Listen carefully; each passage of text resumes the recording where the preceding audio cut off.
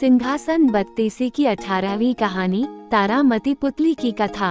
18वीं बार फिर राजा भोज सिंहासन पर बैठने के लिए आगे बढ़े। उन्होंने सोचा कि इस बार चाहे कुछ भी हो जाए, वो सिंहासन पर बैठकर ही रहेंगे।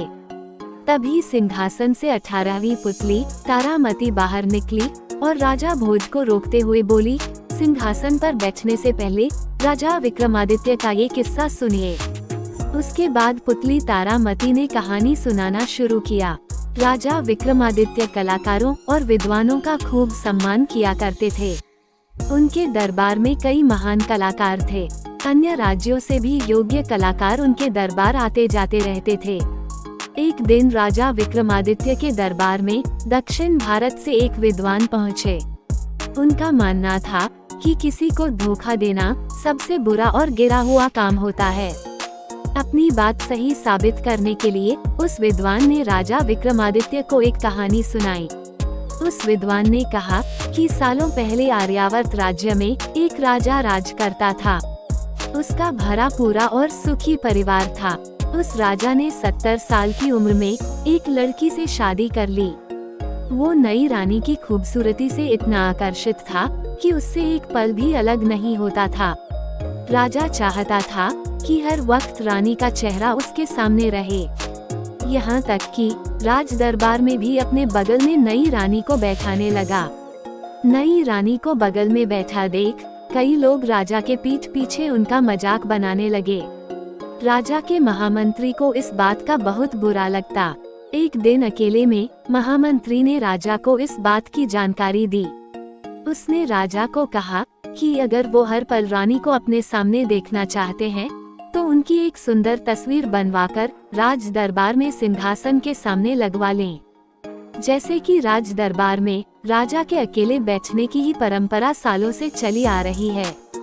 ऐसे में रानी को राज दरबार ले जाना उन्हें शोभा नहीं देता है।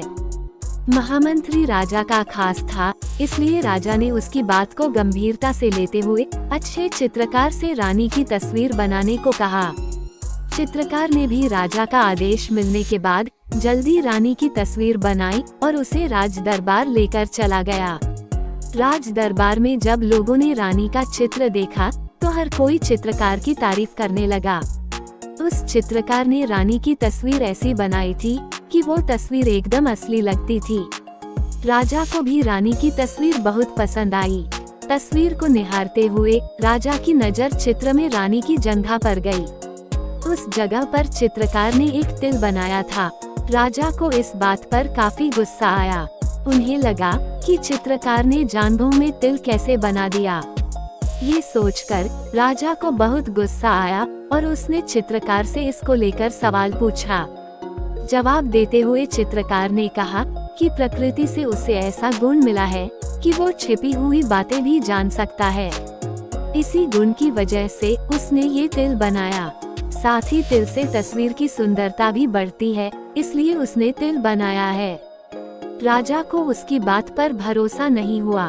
उसने बिना देर किए जल्लादों को बुलाया और चित्रकार को जंगल ले जाकर मारने का आदेश दे दिया।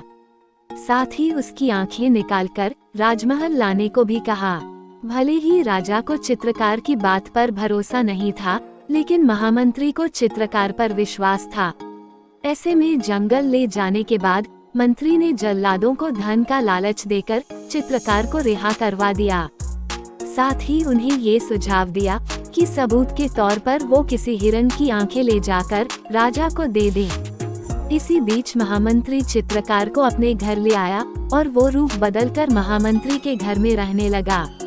इतना सब होने के कुछ दिनों बाद राजा का बेटा शिकार करने के लिए जंगल गया। तभी उसके पीछे एक शेर पड़ गया। राजकुमार अपनी जान बचाने के लिए एक पेड़ पर जा चढ़ा।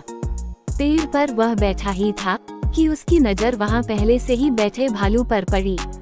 राजकुमार और डर गया। उसको डरा हुआ देखकर भालू ने कहा, तुम डरो मत, मैं भी तुम्हारी तरह ही पेड़ पर शेर को देखकर चढ़ा हूँ। इसी बीच भूखा शेर उसी पेड़ के नीचे उन दोनों पर नजरें जमा कर बैठ गया। काफी देर तक पेड़ पर बैठे बैठे राजकुमार को नींद आने लगी। ये देखकर भालू ने राजकुमार को अपनी तरफ आने का इशारा किया और कहा कि वो थोड़ी देर उसका सहारा लेकर सो सकता है। भालू ने राजकुमार से कहा कि जब तक तुम सोओगे मैं तुम्हारी रखवाली करूँगा, फिर तुम जागने के बाद मेरी रखवाली करना और मैं सो जाऊंगा। राजकुमार ने भालू की बात मान ली और वो सो गया। इसी बीच शेर ने भालू को फुसलाते हुए कहा कि वो और भालू जंगल के जानवर हैं और उन दोनों को एक दूसरे का साथ देना चाहिए। मनुष्य कभी जंगल के जानवर के दोस्त नहीं हो सकते हैं। ये सब कहते हुए शेर ने राजकुमार को नीचे गिरा देने की बात कही, लेकिन भालू ने शेर की बात नहीं मानी और कहा कि वो राजकुमार के साथ धोखा नहीं कर सकता है। शेर दुखी होकर चुपचाप वहीं बैठा रहा।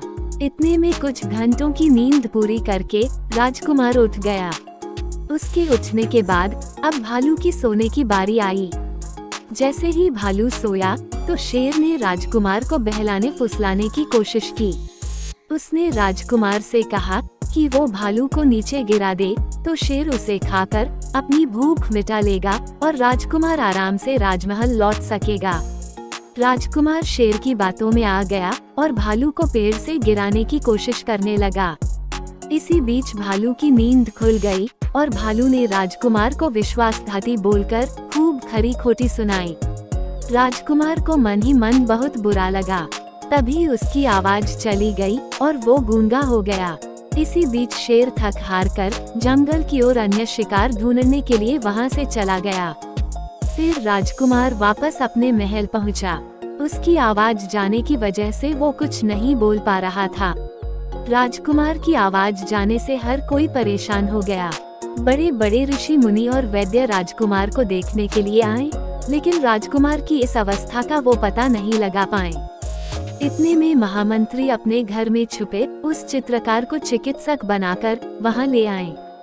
चिकित्सक बने चित्रकार ने राजकुमार के चेहरे के हाव भाव से सारी बात जान ली। उसने इशारों इशारों में राजकुमार से पूछा कि क्या मन ही मन वो खुद को दोषी समझकर अपनी आवाज खो बैठा है।